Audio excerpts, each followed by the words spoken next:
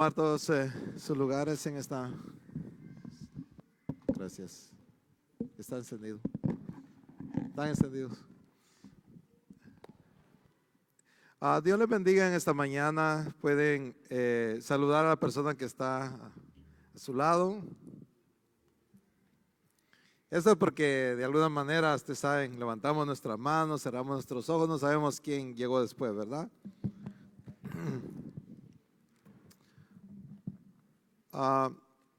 Quiero orar en esta mañana, que el Señor nos hable, nos guíe. Padre, te damos gracias por tu amor, por tu misericordia. Confiamos siempre en ti, confiamos en tu verdad. En esta hora, Padre Santo, ponemos en tus manos tu bendita palabra. Que sea, Señor, de edificación para cada uno de nosotros. En el nombre de Jesús, envía tu palabra. Amén y amén. Bueno, quiero hablar en esta hora acerca de lo que es cómo nosotros podemos permanecer en Dios. Ustedes saben que hay personas que en algún momento conocen, le entregan su vida a Jesús, pero de repente ya se desaparecen, pero no permanecieron. Entonces la Biblia habla de permanecer en la verdad, permanecer en Cristo. Pero ¿cómo nosotros podemos permanecer?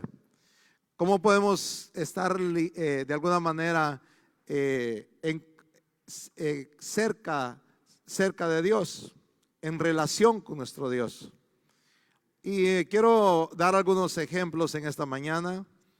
En Primera de Juan, capítulo 4, versículo 16, vamos a ver lo que dice la palabra. Y es una de las maneras que podemos permanecer en Dios. ¿Ok? Entonces hablamos de permanencia, no algo que es, como le dijera, inconstante. Hay de alguna manera personas inconstantes en el Evangelio, pero la voluntad de Dios es que seamos permanentes. Entonces aquí dice, y nosotros hemos conocido y creído el amor que Dios tiene para con nosotros. Dios es amor. Y el que permanece, ¿ven? El que permanece ¿en qué? En amor, permanece en Dios. Entonces, tan sencillo es que cuando permanecemos en amor, cuando practicamos el amor, permanecemos en Dios. Pero ¿cómo podemos permanecer en amor? Permanecer en amor tiene que ver con amor a nuestro prójimo. Me estaba contando, bueno, desde las hermanas sabrán quiénes son, no sé, pero que supuestamente, bueno, alguien tenía el deseo de regalarle su uniforme a una de las hermanas, pero la otra no le quedó, pero esa se la dio a alguien y el otro, en fin, que arreglaron toda la situación. Y eso es bonito porque una pensó en la otra y dice, no, a mí no me queda, pero pensó en la otra. Y eso tiene que ver con amor, ¿verdad? Entonces, es cuando permanecemos en relación y en amor con nuestros semejantes, entonces de una u otra manera tenemos relación con Dios, dice la Biblia. Entonces, si queremos permanecer en Dios, porque estamos hablando de permanecer en Dios, es a través del amor. Amaos los unos a los otros. Esto es esencial como cristiano, como creyente, como hijo de Dios, como nacido de nuevo, es que permanezcamos en amor. A la medida que practiquemos nosotros el amor a nuestro prójimo, entonces de esa medida permaneceremos en él. Pero muchas veces aún hasta nuestro cónyuge nos cuesta amar, ¿verdad? Entonces ya es más difícil amar a nuestros semejantes. Pero eso es un llamado para la iglesia. Es difícil amar, no es fácil amar. Por eso es que es un desafío el amar. Cuando a Jesús le preguntaron cuál era los grandes mandamientos, pero dijeron, ¿cuál es el gran mandamiento? ¿Ah? Amarás al Señor tu Dios. ¿Ah? Y el otro es semejante, dijo, es casi igual. Amarás a tu prójimo como a ti mismo. Entonces, ¿en qué se centró el mandamiento más grande de la Biblia? En amor, en amar. Si no hay amor, entonces no permanecemos en Dios. Queremos permanecer en Dios, tenemos que amar. Tenemos que aprender a amar. Tenemos que desafiarnos nosotros mismos a amar a aquellos que son difíciles de amar. Jesús dijo, si tú haces algo bueno por aquel que hace algo bueno por ti, ¿por qué debo de premiarte si eso lo hacen los gentiles y los publicanos? Ahora, pero si tú te atreves a amar a aquellos que son difíciles de amar, ahí entonces yo puedo recompensarte. Porque eso sí es difícil hacerlo. Es muy fácil amar a aquel que te hace el bien, pero muy difícil amar a aquel que no te hace el bien. Y aún que habla mal de ti o que hace algo malo, te hace una cara o qué sé yo. Pero a esa persona es difícil de amar. Pero la bendición la carga a esa persona. ¿Sí me estoy dando a entender? La bendición está ligada a esa persona. A la medida que a esa persona es difícil de amar, tú amas, tú le haces el bien, desatas la bendición para tu vida. No la tiene la bendición aquel que te hace el bien y tú le haces el bien. Bueno, te hizo algo bueno para una fiesta de cumpleaños, te preparó todo. Ahora vienes tú y le haces lo mismo. Ahí no hay recompensa. Pero si le haces el bien a aquel que de alguna manera no te hace el bien a ti, es difícil, pero él es el que tiene la bendición. No sé si me estoy dando a entender. La bendición la carga aquel que no te ama, no es el que te ama. La bendición Dios decidió ponerla en aquel que no te ama, en tus enemigos, dice la Biblia. Bueno, de que sean tus enemigos, o sea, que personas que son contrarias a ti. Porque es nuestro enemigo, el adversario. Enemigo es alguien adverso, alguien que está en contra de algo, en algo. Contigo se convierte en tu adversario, porque son dos polos contrarios. Pero tú te debes de acercar a esa persona y hacerle bien a esa persona y amar a esa persona, porque Él carga tu bendición. Sí, estamos claro, yo sé que estamos calladitos, pero creo que está claro. Entonces, la manera de permanecer en amor en Dios es amando, porque Dios es amor. Si hay odio en nosotros, no hemos conocido a Dios y Dios no permanece en nosotros. Si hay amargura, Dios no permanece en nosotros. Tal vez sí nos ama, pero no tenemos ninguna comunión con Él. ¿Por qué? Porque tenemos tinieblas en nosotros y Él es luz, y las tinieblas no pueden tener comunión con la luz. Entonces necesitas ser luz para tener comunión con la luz. La verdad es luz, el amor es luz, el odio es tinieblas. El rencor es tinieblas. El odio es tinieblas. La amargura es tinieblas. Pero si tú tienes amor, andas en luz. Y si andas en luz, andas con Él y Él en ti. Es una relación de padre e hijo. Dios es amor, Él es nuestro papá. Nosotros debemos de conducirnos de la manera que es nuestro papá. Nuestro papá es amor, nosotros debemos de ser hijos de amor, porque Él es nuestro papá. Pero cuando nosotros hacemos obras de las tinieblas, no estamos reflejando el carácter de nuestro papá. Eso lo aprendimos en la calle, no en la casa, en el hogar. ¿Sí me explico? Como aquel padre que le enseñó buena conducta a su hijo y le enseñó honradez, pero luego anda robando. Eso no lo aprendió en la casa, eso lo aprendió en la calle. Dice que las malas amistades, dice, corrompen las buenas costumbres. Se corrompió afuera, pero no en casa. Nuestro Padre Celestial no nos enseñó esas cosas. Las aprendimos en el mundo, afuera. El odio, el rencor, todo eso se aprende afuera, no en la casa de nuestro papá. Él nos enseña a amar. Y cuando Jesús vino aquí a la tierra, se centró en estas cosas. Por eso cuando le hicieron esa pregunta, Jesús, hablemos aquí claro, dame solo en unas cuantas palabras, dime el centro de Dios. Amor, le dijo. El centro de mi Padre, el centro de Dios es amor.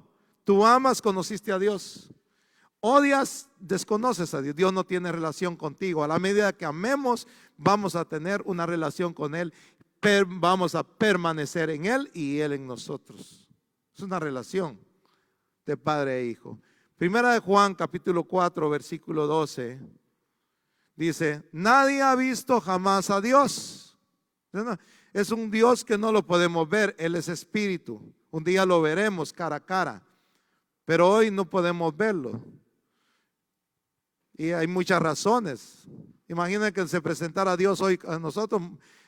Si Moisés, después de 40 días y 40 noches, estar hablando con Dios, cuando bajó Moisés del monte, reflejaba su rostro, estaba encendido en gloria.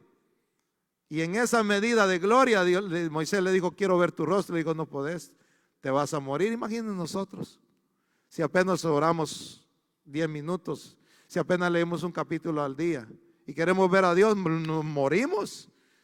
Se nos presenta y ahí quedamos. Entonces no podemos ver a Dios de esa manera, pero sí podemos tener una relación con Él a través del amor. Nadie ha visto jamás a Dios. Si nos amamos unos a otros, Dios permanece en nosotros y su amor se ha perfeccionado en nosotros. Entonces el amor lleva una medida de perfección, lleva una altura de perfección. Entonces aquí dice que permanecemos nosotros amándonos. Entonces Dios se mete en medio de ese grupo que ama y está en nosotros y nosotros en Él. Bueno, entonces es de alguna manera a través del amor podemos tener permanencia en Él. Estamos en Él, como les digo, y Él en nosotros. Otra forma de permanecer. Hay tanta inconstancia hoy. Mira, te voy a decir algo. ¿Cuántas veces alguien empieza emocionado en el gimnasio y va a firmar un año de un contrato y emocionado los primeros días? Lo quiero ver yo después de 11 meses, a ver dónde está. Te voy a decir dónde va a estar. En la casa, viendo televisión con una Coca-Cola y unos chips y viéndose una serie en Netflix.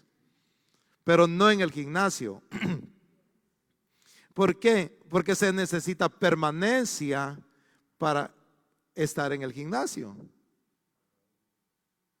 Y lo mismo es en el Evangelio. Empezamos bien, pero después, como una persona que le hablaron de Cristo, le hablaron y entonces se convirtió. Y en la venida a casa, rápido aparecieron unos amigos de él y le dijeron, mira, tómate una cerveza. No, le dijo, porque acabo de recibir a Jesús y eso ya no va conmigo. Al fin de tanto insistirle, se tomó la cerveza. Y el otro día decía, también que iba en el Evangelio. Media hora estuvo en el Evangelio.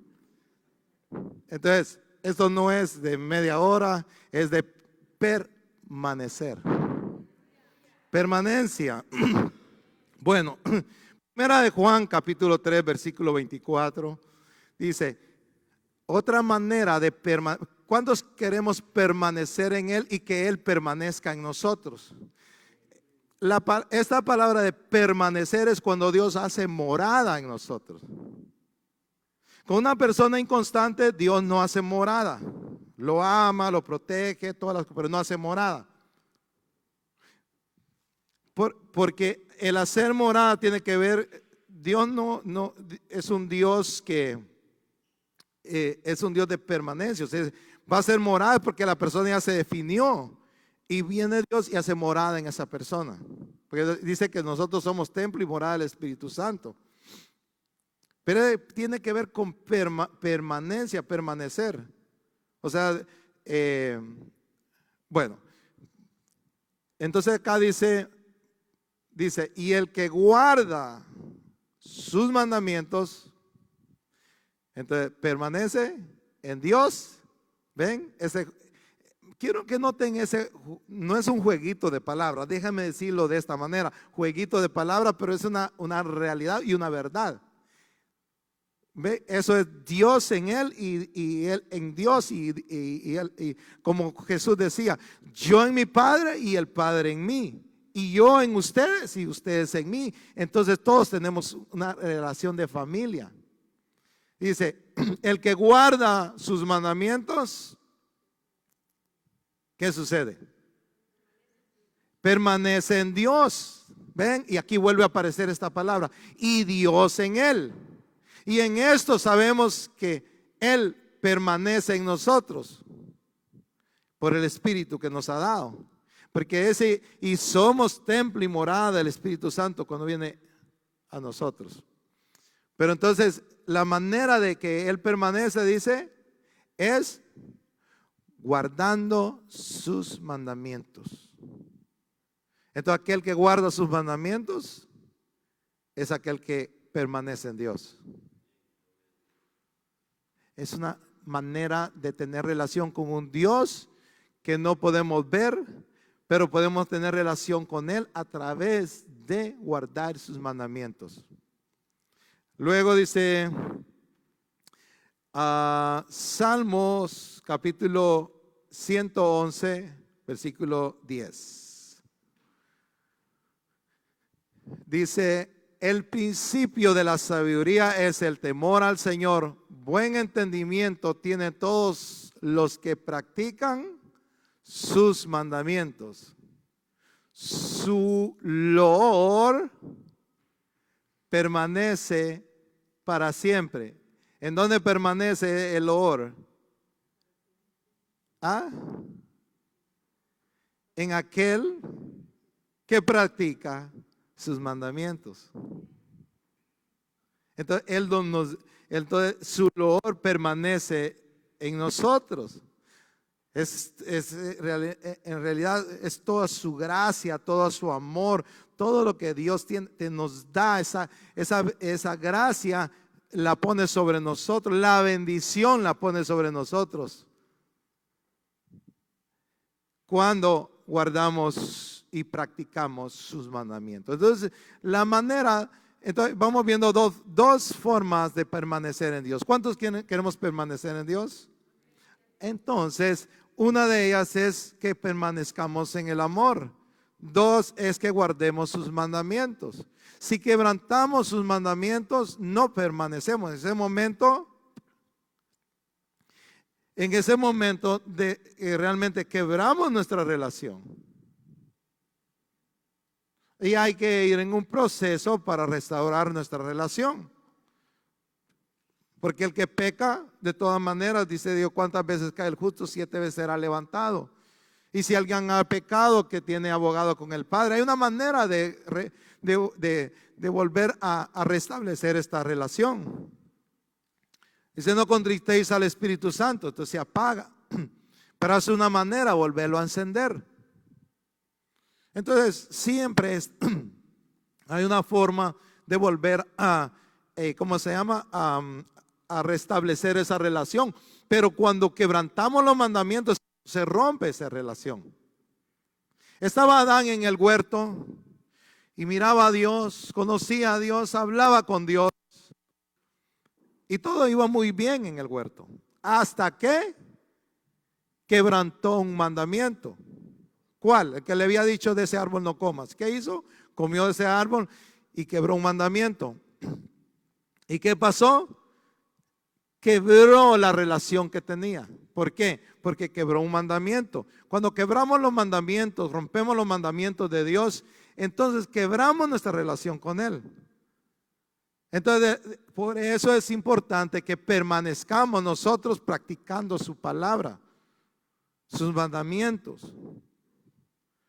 Entonces, de esa manera vamos a mantener una relación con Dios. Y otra cosa es haciendo su voluntad de abstenernos de los deseos de la carne. La voluntad de Dios es que le digamos no a nuestros deseos y que le digamos sí a lo que Él desea. Es cuando ya vivimos, pues ya no vivo yo, vivo Cristo en mí, pero bien si estamos bien vivitos y coleando. Porque queremos todos los deseos de la carne. Ya no vivo yo, sino Cristo vive en mí. Entonces, en realidad ya no vivo yo, estoy muerto para mis deseos. Ahora el deseo mío es hacer el deseo de Dios. ¿Sí me di a entender con eso? Que ahora mi deseo no es hacer mi deseo, sino el deseo de Dios. Y el deseo de Dios es que amemos al prójimo. El deseo de Dios es cumplir sus mandamientos. Entonces, el deseo de Dios es decirle no a todo lo que tiene que ver con el mundo y sus placeres y sus deseos, que bien nos jalan, nos quieren absorber. Pero nosotros decimosle no. Tenemos que decirle no a nuestra carne, no a nuestros deseos. Ahí entonces dice la Biblia que hacemos la voluntad de Dios.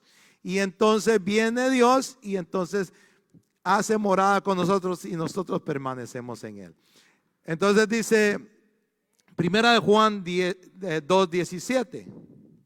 Dice, el mundo pasa y sus deseos, pero el que hace la voluntad de Dios permanece. Entonces la manera de permanecer es haciendo su voluntad. Y dice que se permanece para siempre. Es estable. Como le decía el otro día, es un roble inconmovible. Es un plantillo del Señor.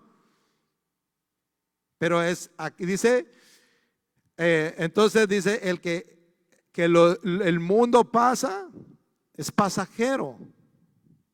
Y también sus deseos. Pero entonces, algo pasajero por algo permanente. Algo pasajero con algo eterno. Permanece para siempre. Pero muchas veces cambiamos nosotros y damos nuestro corazón a aquello que es pasajero, que no tiene ningún valor, y dejamos lo eterno, que sí tiene un peso de gloria. Aquí lo estamos viendo. El mundo pasa. También pasan sus deseos. Pero el hacer la voluntad de Dios, eso tiene permanencia. Y eso tiene un peso de gloria. Entonces, hacer la voluntad. Entonces, Gálatas 5:16 dice, digo pues, andad en el Espíritu y no satisfagáis los deseos de la carne. Entonces, cuando andamos en el Espíritu, entonces agradamos a Dios. Y entonces no vamos a satisfacer, dice, los deseos de la carne. Quiero ver otro pasaje acá. Juan 8:44. Dice, vosotros, entonces miren, hacer la voluntad de Dios. Y cuando no hacemos la voluntad de Dios, siendo hijos de Dios, podemos hacer la voluntad del otro. Es obvio, no. Si no hace, ¿cuál es la voluntad del diablo? Hablemos claro aquí. ¿Ah? Es que hagas lo que el versículo anterior dice. El mundo pasa a todos sus placeres y dice, porque estas cosas están en el mundo, la vanagloria de la vida, los deseos de la carne y la arrogancia de la vida. Estas tres cosas son enteramente del mundo, no tienen que ver nada con Dios. ¿Saben qué quiere la voluntad del diablo? Es que tú hagas eso que está en el mundo. Es que te involucres en el mundo, es que estés en el mundo. El príncipe de este mundo no quiere que tú te alejes de Egipto. Que vayan pero solo un día de camino, no 3. Que vayan pero solo. Esto siempre pasa poniendo condiciones. Que vayan sí, pero no los niños. Entonces siempre el mundo no quiere soltar, porque es el príncipe de este mundo que no quiere que suelte las cosas de este mundo. Entonces, cuando nosotros quebrantamos los mandamientos, o cuando nosotros satisfacemos los deseos de la carne y no los deseos de Dios, estamos haciendo la voluntad no de nuestro Padre, sino la voluntad del otro. Recuérdense que hay 2 reinos que pelean nuestra alma. Eso es así. 2 reinos que pelean nuestra alma: el reino de la luz y el reino de las tinieblas. No hay otro. O hacemos la voluntad de Dios o hacemos la voluntad del diablo. Es simple y sencillamente. No nos podemos quedar neutros. O hacemos uno o el otro. Nadie puede servir a 2 señores. O sirve a uno o sirve al otro. Entonces, cuando no hacemos la voluntad de Dios, automáticamente vamos a hacer la voluntad del príncipe de este mundo.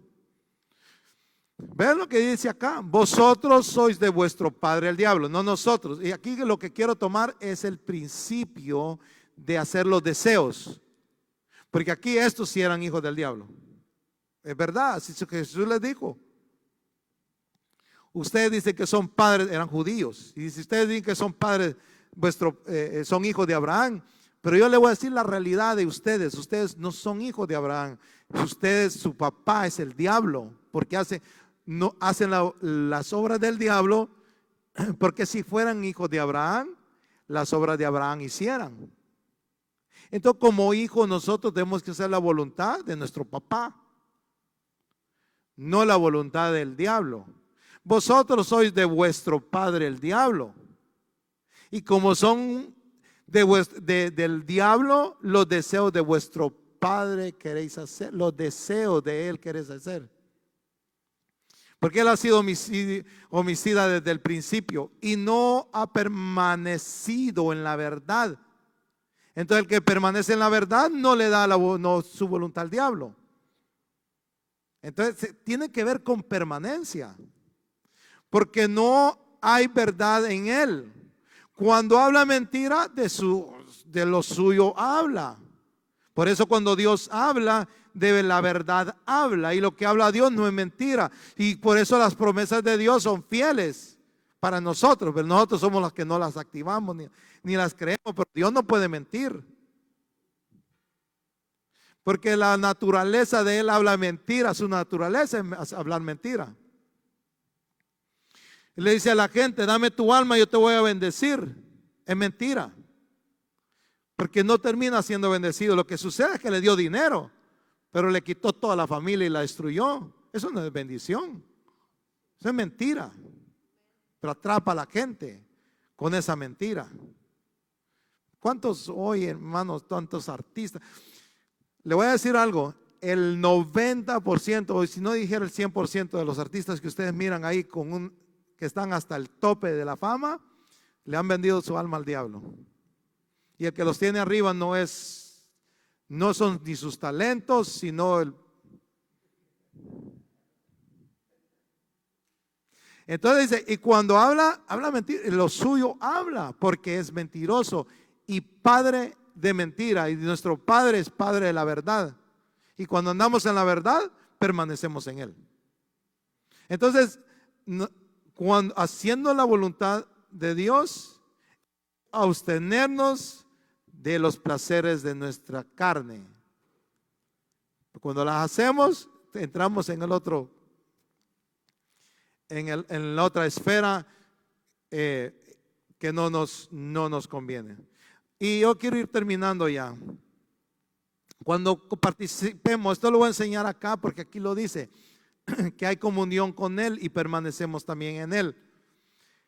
Es a través de la Santa Cena. No lo vamos a tomar hoy, pero cuando lo hagas tienes que entender que hay es otra forma. Miren qué bendición, y esta no simple y sencillamente solo es de participar.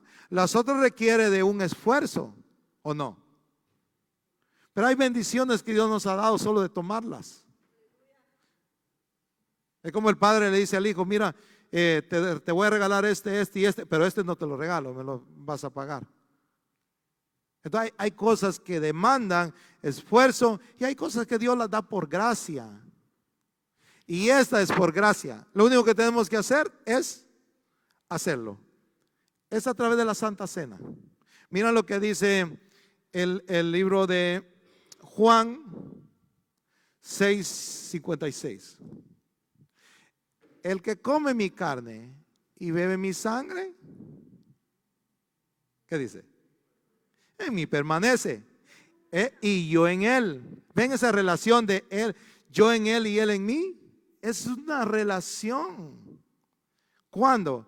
Cuando participamos de su cuerpo y de su sangre. ¿En qué momento? En la Santa Cena. Pero solo te quiero decir unas cositas. Siempre y cuando, porque tampoco es automático, no lo hagas como una rutina o como una forma religiosa. Porque como lo hacemos como una rutina o una forma religiosa, no tiene ningún efecto. Sigue siendo el mismo pan que se compró en la tienda con el mismo jugo que también se compró en la tienda. Es como que alguien vaya y se coma un pedazo de pan con un poco de jugo. No tuvo ningún efecto. Pero cuando tú entiendes qué significa,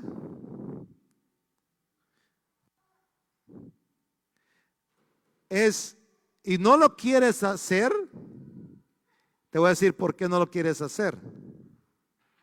Por falta de compromiso. Es simple y sencillamente. No quieres comprometerte más, entonces dices, es que no quiero dejar esta relación, yo no quiero dejar esto, yo no quiero dejar el otro, entonces mejor no tomo la Santa Cena. Entonces falta de compromiso. Porque si en realidad entendiéramos qué significa, pusiéramos el valor. No, yo voy a dejar esto, voy a dejar lo otro, voy a dejar lo otro, y me voy a comprometer con Dios, Señor, y tómala y participa de la Santa Cena. Pero por falta de compromiso mucha gente no la toma. O es que estoy en pecado y se justifica que está en pecado y no la toma. En vez de decir, yo la voy a tomar y me comprometo, Señor, a dejar de pecar. ¿O no? ¿No es más sabio eso? Y Dios lo sabe. A Dios no lo vamos a engañar. Pero nosotros somos un montón de juegos de palabras. Se llaman excusas. Y te voy a decir una cosa. Dios conoce todas nuestras excusas. Todas. Podemos excusarlos. Fíjese que es que porque había mucho tráfico. Bueno, la persona no va a creer que había tráfico. Un ejemplo. Pero Dios sí conoce tu corazón. ¿Sabes cuando estás diciendo la verdad o cuando es una excusa nada más? Entonces la gente a veces no quiere participar porque no quiere un compromiso. No, es que porque yo estoy en pecado. ¿Y por qué entonces no te arreglas si dejas de pecar? Y participas de la Santa Cena. Porque no quieres un compromiso. La gente no quiere un compromiso y es por eso que no la toma. ¿Quiénes pueden, mira, voy a aprovechar, ¿quiénes pueden tomar la Santa Cena? Todo aquel que vino a como vino, hermano. Dios nos llamó, como le decía en la predicación, les decía que Dios le entregaron un mundo. ¿Cómo se lo entrega? ¿Limpio le entregaron ese mundo? Estaba desordenado y vacío. La gente viene desordenada, vacía, llena de pecado, llena de un montón de cosas. Entonces, en realidad, ven a Dios así como estás y Él va a arreglarte. Entonces, cuando hacemos esta participación de la Santa, podemos venir y decir: yo me voy a comprometer, Señor, yo vengo a ti a como estoy. Y si Dios te llamó a como estés, participa de la Santa Cena, pero Él sabe cómo te llamó. No, es que yo todavía no estoy, póngale usted cualquier cosa ahí. O lo mucho que se da es cuando las personas no están casadas. No estoy en pecado. Entonces, ¿y recibiste a Cristo? Sí. Entonces, ¿qué estás diciendo? Que eso es más fuerte que la sangre de Cristo. Y que si Cristo viene hoy, entonces te pierdes. No. Entonces, ¿en qué quedamos? Dios te llamó de la manera, cada uno permanezca de la manera que Dios lo llamó. Entonces hay que entrar en comunión, hay que tener comunión, hay que llenarnos de Dios. Y eso es parte de llenarnos. Y es parte de relación. Aquí no está diciendo, mira lo que es la Santa Cena. Y te vas a dar cuenta que en toda la Biblia no vas a encontrar condiciones para la Santa Cena. Lo único es que quieras tener comunión con Él. Que hayas entendido que el Dios derramó su sangre en la cruz del Calvario y que Él fue el pan, fue el cuerpo molido por nuestros pecados. Puedes participar entonces. Pero ahí no mira tú no la puedes tomar. No miras a nadie que se levitaron. Entonces, permanencia. Y de alguna manera es a través de la comunión del vino y del pan, a través de la Santa Cena, tenemos comunión con Él. Él dice: el que bebe mi sangre en mí permanece y también yo permanezco en Él.